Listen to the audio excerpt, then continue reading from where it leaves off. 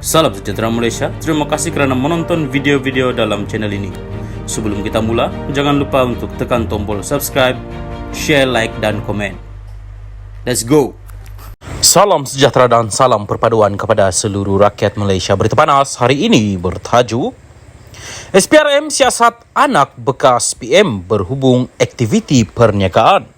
Berita penuh, SPRM dilaporkan telah memanggil anak kepada seorang bekas Perdana Menteri bagi membantu satu lagi siasatan berhubung aktiviti perniagaannya. Memetik sumber yang rapat dengan siasatan itu, Akhbar The Star melaporkan individu itu disoal siasat selama beberapa jam.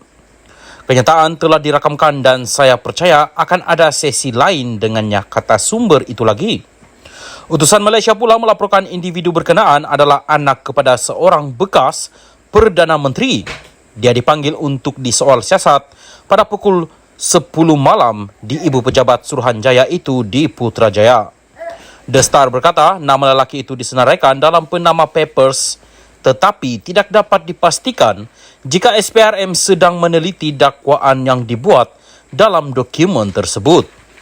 Panama Papers merujuk kepada kebocoran besar sebanyak 11.5 juta dokumen yang didedahkan daripada firma guaman yang berpengkalan di Panama pada 2016.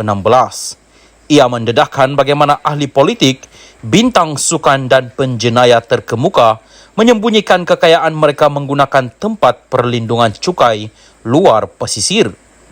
Ketika itu, Malaysia kini telah melaporkan bahawa anak bekas Perdana Menteri Najib Razak yang sedang meringkuk di penjara, Muhammad Nasifuddin Muhammad Najib, adalah antara mereka yang dinamakan.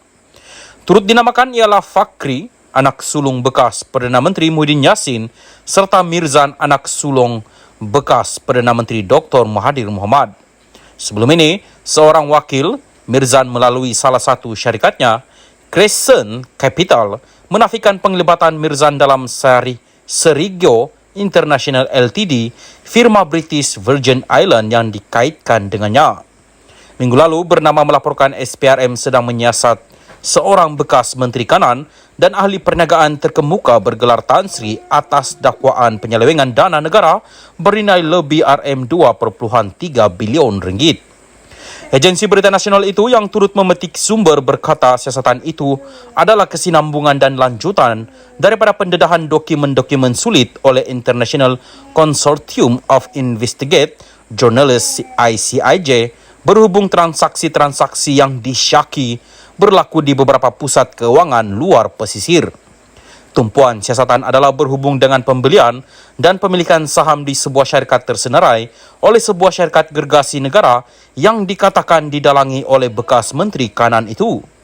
Difahamkan transaksi pembelian dan pemilikan saham ini dipercayai menjadi punca kepada kemerosotan ekonomi negara serta kejatuhan mata wang ringgit pada hujung 1990-an dan telah diseleweng untuk kepentingan individu terbabit untuk diselamatkan bailout daripada mengalami kerugian yang lebih teruk menurut sumber itu. Kebocoran kertas Pandora berlaku pada 2021 apabila sumber tanpa nama berkongsi dengan ICIJ 2.94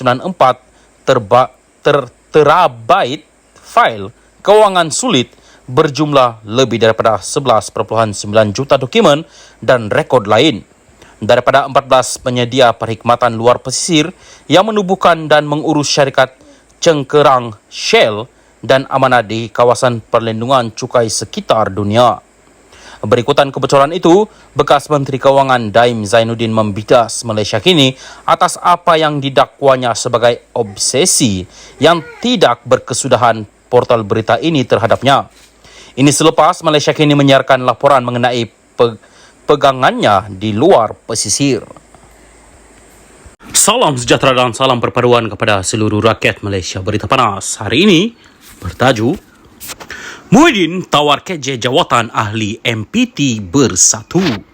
Berita penuh, Presiden Bersatu Muhyiddin Yassin mengesahkan spekulasi lama bahawa Perikatan Nasional cuba memikat bekas pemimpin UMNO Khairy Jamaluddin menjelang 6 pilihan raya negeri.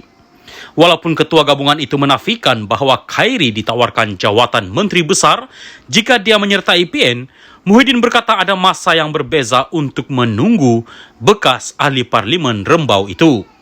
Kalau dia masuk Bersatu, kita tawar dia Majelis Pimpinan Tertinggi MPT. Jika dia setuju, kerana kami tahu dia boleh menyumbang, kata Muhyiddin pada sidang akbar di Kuala Lumpur hari ini. Khairi dipecat daripada UMNO pada Januari dalam langkah presidennya Ahmad Zahid Hamidi membersihkan parti itu. Walaupun tidak menunjukkan sebarang langkah untuk menyertai semula politik sejak itu, Khairi membisu apabila dia hadir ke Majlis Aidilfitri anjuran Yayasan Golf Amal Muhyiddin pada Sabtu lalu. Ditanya jika ini petanda akan menjadi ahli Khairi, Muhyiddin berkata menjadi harapan semua dalam PN. Dia tidak mohon untuk menyertai Bersatu, tetapi saya tawarkan dia dan tawaran itu masih berlaku, katanya. Presiden Bersatu itu berkata tawaran itu kali pertama disampaikannya pada 2016 apabila parti itu ditubuhkan tidak lama selepas dia dipecat daripada UMNO. Muhyiddin berkata menjadi harapan Bersatu supaya Khairi dapat membantu mengukuhkan parti. Kita serahkan kepada Khairi bila dia mahu membuat keputusan. Kita tak nak gesa sangat. Dia seorang yang sangat bijak. Dia faham pilihan raya negeri akan datang. Kalau saudara KJ boleh fikirkan baik-baik, sekarang masa yang baik untuk sertai Bersatu, kata Muhyiddin. Semasa episod siaran podcast 2 minggu lalu, Khairi berkata dia kini cenderung 90% untuk bersara daripada politik. Dalam episod itu, dia turut menyoal tetamunya, bekas ahli parlimen Bangi Ong Kian Ming, sama ada dia patut menyertai DAP atau tidak. Ong menjawab secara positif, berkata Khairi dan host bersama siaran podcast itu, Syahril Hamdan Sufyan, boleh menjadi calon Perdana Menteri untuk DAP.